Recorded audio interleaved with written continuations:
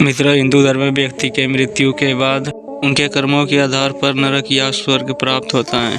मृत्यु के बाद आत्मा को यमराज के सामने पेश होना पड़ता है, जहां उनके कर्मों के लेखा देखा जाता है और उनके स्वर्ग या नरक भेजने का निर्धारण होता है। लेकिन आप जानते हैं कि बच्चों के मृत्यु के बाद उनके आत्मा को नरक में नहीं भेजा जाता है और उनको केवल स्वर्ग ही प्राप्त होता है। आइए जानते हैं बच्चों के आत्मा को स्वर्ग क्यों भेजा जाता है। मित्रों, शास्त्रों में बच्चों के आत्मा को स्वर्ग में भेजने का कथा का एक वर्णन मिलते हैं, जिसके अनुसार स्वयं भगवान विष्णु स्वर्ग के द्वार पर आकर मृत बच्चों के आत्मा के स्वर्ग लोक आने की बात की। तब बच्चों की आत्मा ने विष्णु जी से कहा कि वह सब अपने माता पिता के साथ स्वर्ग लोक में प्रवेश करेंगे।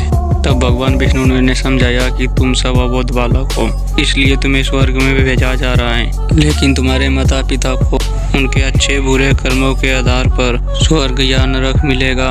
तब बच्चों के आत्मा ने विष्णु जी से कहा कि उन्हें भी अपने माता पिता के साथ स्वर्ग लोक या नरक लोक भेज दे।